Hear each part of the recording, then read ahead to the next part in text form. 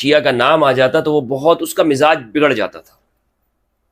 تو وہ کہتا ہے وہ شخص، وہ تاجر، کہ میں نے اس سے پوچھا کہ ایسی کیا بات ہے کہ تمہیں اس شیعہ لفظ سے چڑ کیوں ہے؟ تو اس بندے نے بتایا، اس بد اخلاق شخص نے بتایا کہ مجھے اس شیعہ کے لفظ سے چڑ اس لیے ہے کہ دنیا میں جتنی بھی بری چیزیں ہیں ان کے آغاز میں آپ دیکھیں، یعنی جو وہ چیزیں جو بری ہیں ان کے ناموں کے شروع میں دیکھیں تو شین سے شروع ہوتے ہیں۔ جیسے شراب ہے تو یہ شین سے شروع ہو رہا ہے، اسی طرح شر ہے تو شین سے شروع ہو رہا ہے، شیطان ہے تو شین سے شروع ہو رہا ہے۔ تو اس طرح بہت سارے الفاظ اس نے گنوائے اور کہا کہ دیکھو اس کے شروع میں شین آتا ہے،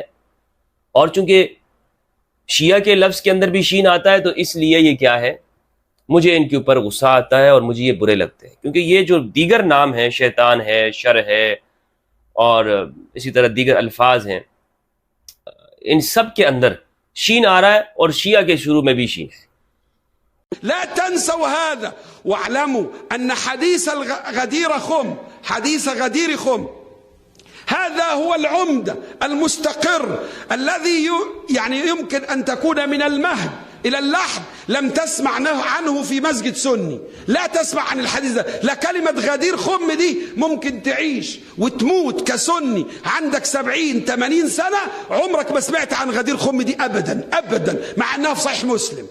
بسم اللہ والصلاة والسلام علی رسول اللہ وآلہ ومن والاه۔ السلام علیکم ورحمۃ اللہ وبرکاتہ۔ مجھے اچھی طرح سے یاد ہے کہ زمانہ طالب علمی میں ہمیں کتاب پڑھائی گئی جس کا نام تھا نفحۃ العرب۔ اس کتاب کو مولانا محمد اعزاز علی صاحب نے لکھا ہے، جو کہ دارالعلوم دیوبند کے محتمم تھے، اور یہ کتاب مدارس میں اس لیے پڑھائی جاتی ہے تاکہ طلبہ کو عربی زبان کے ساتھ اور عربی ادب سے واقفیت ہو جائے، وہ جان سکے کہ ادبی لطائف کے ذریعے سے کہ محاورات کیا ہوتے ہیں، بول چال کیا ہوتی ہے، گفتگو عربی زبان کے اندر کس طرح سے کی جاتی ہے۔ اس کتاب میں ایک لطیفہ ہے، یہ تو بطور لطیفہ کے ذکر کیا گیا، اور جب یہ ہم نے کلاس میں سنا تھا تو ہم اس پہ بہت ہنسے تھے، اور شاید آپ کو بھی ہنسی آئے، لیکن آج میں جب دیکھتا ہوں تو مجھے معلوم ہوتا ہے کہ اس طرح کے واقعات اور اس طرح کی پریچنگ وہ طلباء کے معصوم ذہنوں پر کیا اثر ڈالتی ہے۔ مثلا واقعہ یہ ہے کہ ایک شخص کہتا ہے کہ میں ایک سفر میں تھا، ایک بزنس مین تھا، وہ کہتا ہے کہ میں سفر میں تھا اور میں نے دیکھا کہ ایک شخص ہمارے ساتھ بہت ہی بد اخلاق آدمی سوار تھا، جو بالکل ہمیشہ غصے میں رہتا تھا، اور اس کے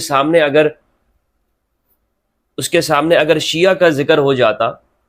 شیعہ کا نام آ جاتا تو وہ بہت اس کا مزاج بگڑ جاتا تھا۔ تو وہ کہتا ہے وہ شخص، وہ تاجر، کہ میں نے اس سے پوچھا کہ ایسی کیا بات ہے کہ تمہیں اس شیعہ لفظ سے چڑ کیوں ہے؟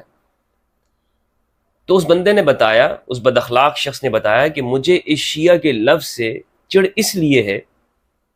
کہ دنیا میں جتنی بھی بری چیزیں ہیں ان کے آغاز میں آپ دیکھیں، یعنی جو وہ چیزیں جو بری ہیں ان کے ناموں کے شروع میں دیکھیں تو شین سے شروع ہوتے ہیں۔ جیسے شراب ہے تو یہ شین سے شروع ہو رہا ہے، اسی طرح شر ہے تو شین سے شروع ہو رہا ہے، شیطان ہے تو شین سے شروع ہو رہا ہے۔ تو اس طرح بہت سارے الفاظ اس نے گنوائے اور کہا کہ دیکھو اس کے شروع میں شین آتا ہے، اور چونکہ شیعہ کے لفظ کے اندر بھی شین آتا ہے تو اس لیے یہ کیا ہے، مجھے ان کے اوپر غصہ آتا ہے اور مجھے یہ برے لگتے ہیں، کیونکہ یہ جو دیگر نام ہیں، شیطان ہے، شر ہے، اور اسی طرح دیگر الفاظ ہیں، ان سب کے اندر شین آ رہا ہے اور شیعہ کے شروع میں بھی شین ہے۔ تو یہ واقعہ جب ہم نے سنا تھا اپنے استاد کی زبانی اور کتاب میں جب پڑھا تھا تو ہم بہت ہنسے تھے، لیکن جیسا میں نے آپ کو بتایا کہ اس سے ذہن پہ ایک اثر پڑ جاتا ہے طلباء کے، اور وہ سمجھنے لگتے ہیں کہ اچھا تو پھر واقعی اگر ان بری چیزوں کے ناموں کے شروع میں شین آتا ہے اور وہ چیزیں بری ہیں تو پھر اس کا مطلب یہ کہ شیعہ بھی برے ہی ہوں گے، حالانکہ ان دونوں باتوں کا آپس میں کوئی تعلق نہیں ہے۔ اور یہاں پر ہمارے استاد نے آگے کوئی مزید وضاحت نہیں کی تھی، وہ یہ کہتے ہیں کہ نہیں بھائی یہ واقعہ ہے، لطیفہ ہے، لیکن بس اسی طرح سے وہ اس پہ گزر گئے، گویا کہ حقیقت ہی اس طرح۔ تو آج ہمارے زمانے میں، جس زمانے میں ہم جی رہے ہیں، اگر ہم چیزوں کا جائزہ لیں تو ہمیں یہ بات حقیقت نظر آتی ہے کہ ہم دوسروں کی مخالفت کے اندر اس طرح کے لطیفے بناتے ہیں اور عقل اور لاجک کا استعمال نہیں کرتے. اور اس وقت جب ہم نے یہ لطیفہ سنا تھا تو ہمارے ذہن میں ایسا سوال نہیں آیا کہ اچھا اگر شین کی وجہ سے یہ شیعہ برے ہو گئے تو پھر تو ایسی بہت ساری چیزیں ہیں جن کے شروع میں سین آتا ہے وہ بری ہیں، اور سنیت میں سین سے آغاز ہوتا ہے، تو پھر اس کا مطلب ہے سنی بھی برے ہو جانے چاہیے. مثلا سور ہے، اس کے شروع میں سین آتا ہے، تو اور میں کہوں کہ جناب ادھر سور کے شروع میں سین ہے، سم ہے، زہر، اور اسی طرح سعیر ہے، سقر ہے، قرآن میں استعمال ہے جہنم کے لیے، سعیر اور سقر. تو پھر یعنی یہ بری چیزوں کے ناموں کے شروع میں سین آتا ہے، اس لیے اب سنی بھی برے ہو جائے گے کیونکہ سنیت کے اندر بھی سین ہے. لیکن یہ لاجک اور عقل اس وقت استعمال آپ کو پتہ ہے طالب علمی کے زمانے میں نہیں ہوتی ہے. تو یہ واقعہ سنانے کا مقصد آپ کے سامنے کیا ہے، کیوں میں نے آپ کو یہ لطیفہ سنایا اور یہ واقعہ جو کہ سچا ہے میں نے آپ کو بتایا، اس لیے کہ آج بھی بہت سارے ایسے لوگ جو شیعہ نفرت کا شکار ہے یا کسی فرقے کی نفرت کا شکار ہوتے ہیں، وہ اس طرح کے واقعات بناتے ہیں اور اس کو پیش کرتے ہیں. بہت سارے جو واعظین ہیں، خطباء ہیں، ان کی مثالیں آپ کے سامنے ہیں، اور میں کسی کا نام لینا یہاں پر پسند نہیں کروں گا. یہ کیوں کرتے ہیں اس طرح سے؟ اس لیے کہ جناب شیعوں کی بہت سارا قصور ہو سکتا ہے، آپ کہہ سکتے ہیں کہ ان کا یہ قصور ہے، یہ قصور ہے، لیکن ایک بات جو مجھے سمجھ میں آئی ہے ابھی تک وہ یہ ہے کہ ہم مثلاً شیعہ سے اتنی نفرت پھیلاتے ہیں ہمارے اہل سنت کے اندر، اور بنیادی وجہ اس کی کچھ اور ہوتی ہے. بنیادی وجہ یہ ہے کہ ایک زمانے کے اندر اہل بیت علیہ السلام کی تعلیمات سے لوگوں کو دور رکھا گیا، اور چونکہ ان کے ماننے والے اس زمانے میں شیعان علی کہلاتے تھے تو پھر اتنا فاصلہ پیدا کیا گیا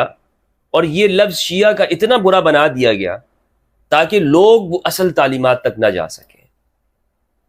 آج ہم جس شخصیت کے بارے میں گفتگو کرنا چاہیں گے وہ ہے مصر کے ایک عالم، سنی عالم، سلفی، اخوانی،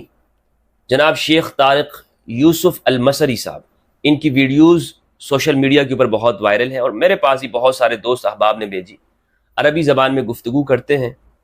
تو مجھ سے یہ پوچھا گیا کہ ان کے بارے میں، ان کے عقائد کے بارے میں آپ کا کیا خیال ہے. تو آج میں اس شخصیت کے بارے میں گفتگو کرنا چاہتا ہوں کہ یہ ایک سنی عالم دین تھے. یہ شیعہ کیوں ہوئے؟ دیکھیں، عام بندہ اگر سنی سے شیعہ ہو جاتا ہے تو آپ کہہ سکتے ہیں کہ اس کے پاس دلائل نہیں ہوں گے یا وہ کسی کو مطمئن نہیں کر سکتا ہوگا، تو وہ سادہ آدمی ہوگا اس لیے وہ شیعہ ہو گیا. لیکن ایک عالم دین جو کسی فرقے کا ہو، معتبر شخص ہو، جس نے اپنی زندگی کے 20-30 سال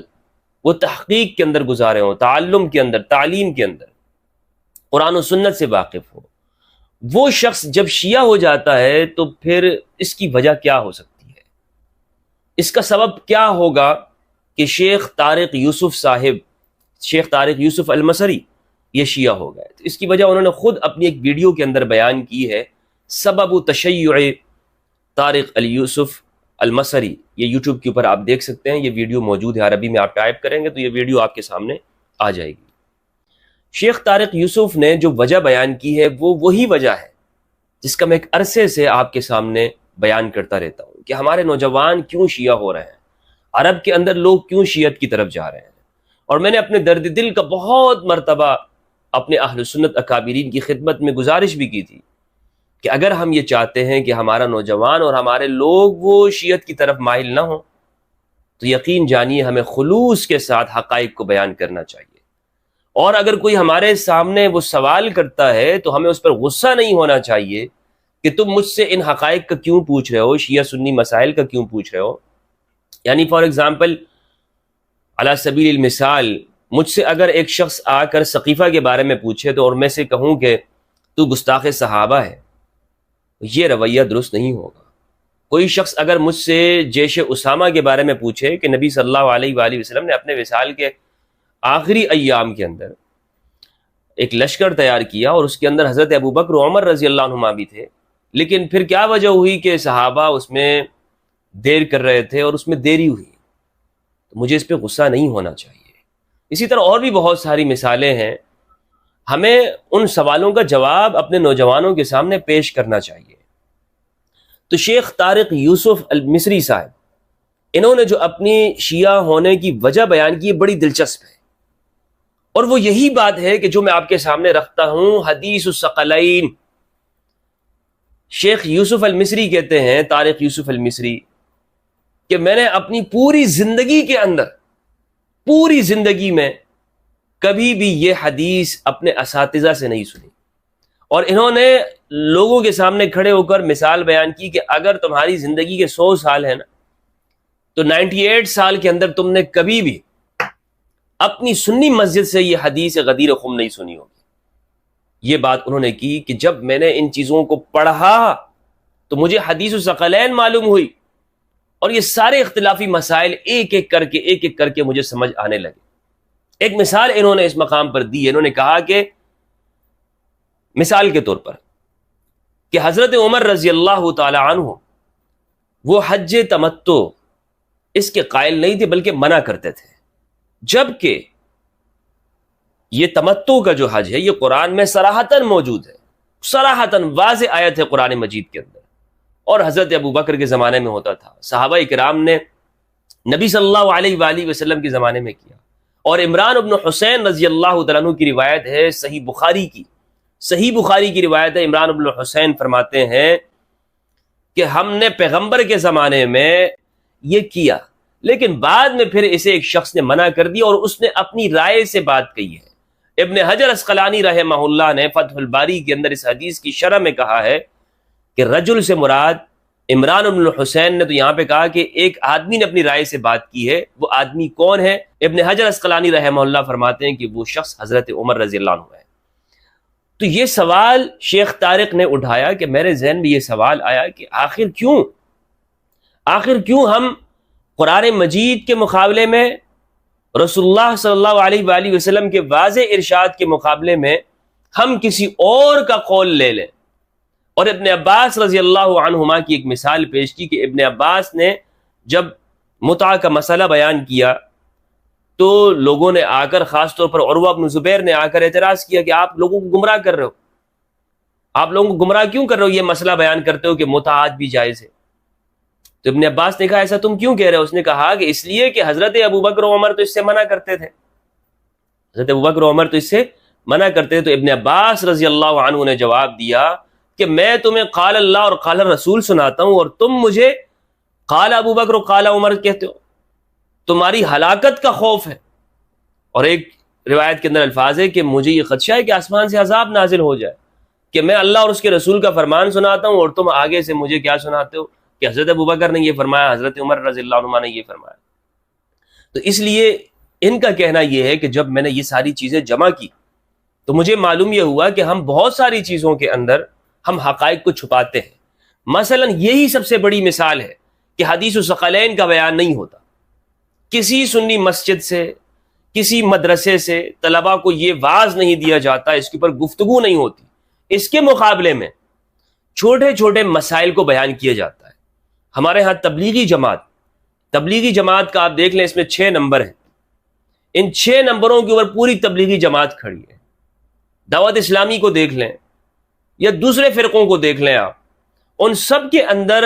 آپ کو بتایا جائے گا کہ جناب آپ نے یہ لباس پہننا ہے، یہ حلیہ اختیار کرنا ہے، اس طرح چلنا ہے، رستے پہ چلنا ہے تو یوں سر جھکا کے چلنا ہے،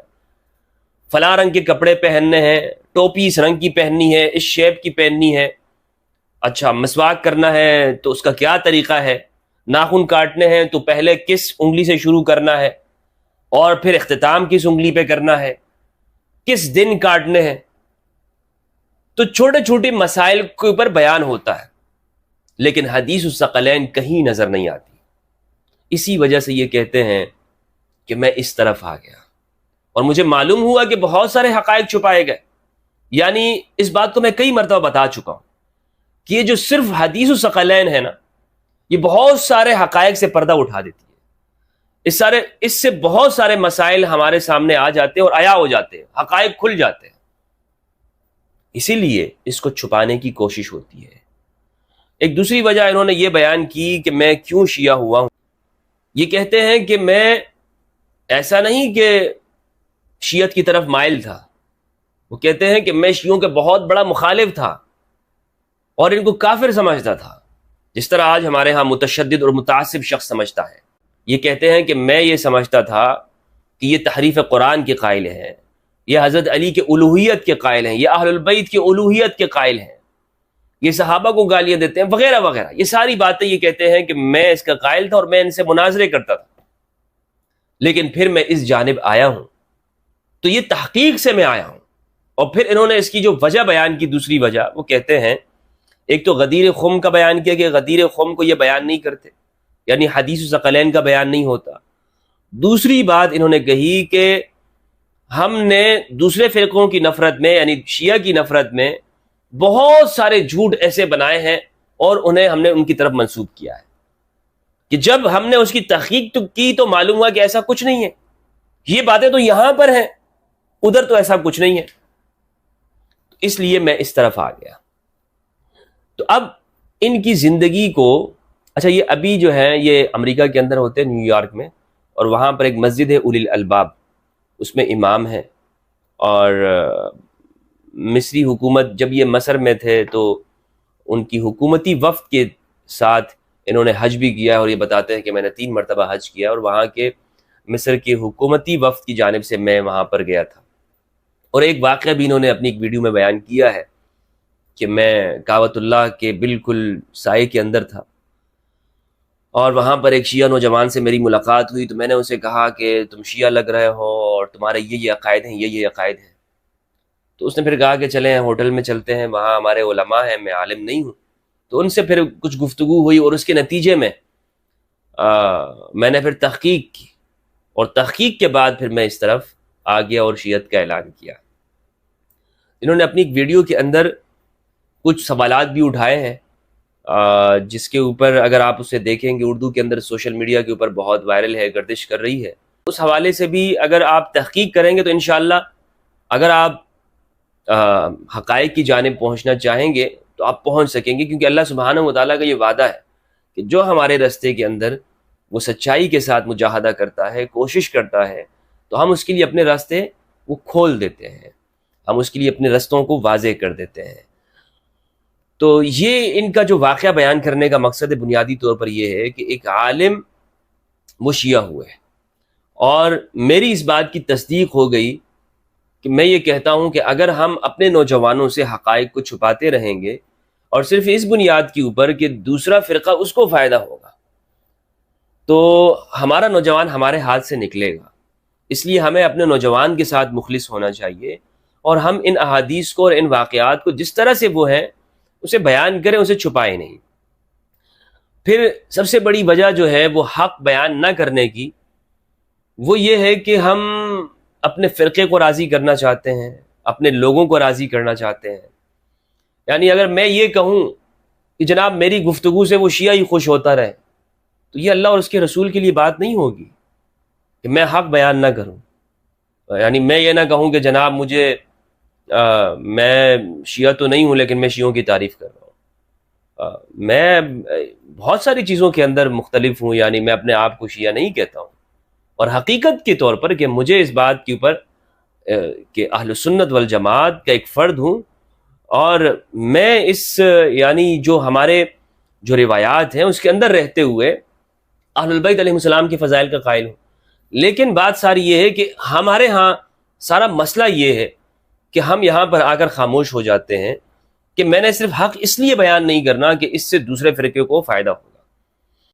جبکہ اللہ سبحانہ و تعالیٰ نے فرمایا کہ واللہ ورسولہ احق ان یرضوہ. ایک مومن کا کام یہ ہونا چاہیے کہ وہ اپنا اس کی زندگی کا مقصد یہ ہو کہ وہ ایسی بات کرے کہ جس سے اللہ اور اس کا رسول راضی ہو. لیکن ہم اپنے فرقے کو راضی کرنا چاہتے ہیں، اپنے مدرسے کے محتمم کو راضی کرتے ہیں، اللہ کو راضی نہیں کرتے. ہمارا مطمع نظر اگر اللہ اور اس کے رسول کو راضی کرنا ہوتا تو ہم کیوں حدیث ثقلین کو چھپاتے، ہم کیوں سچائی کو چھپاتے، ہم کیوں اس بات کو چھپاتے کہ نبی صلی اللہ علیہ وآلہ وسلم نے علی سے جو من کنت مولا فہذا علی مولا اللہم والی من والا وعاد من عادا، یہ جو صحابہ سے عہد لیا ہے تو یہ صحابہ سے بیعت لی ہے علی کے لیے،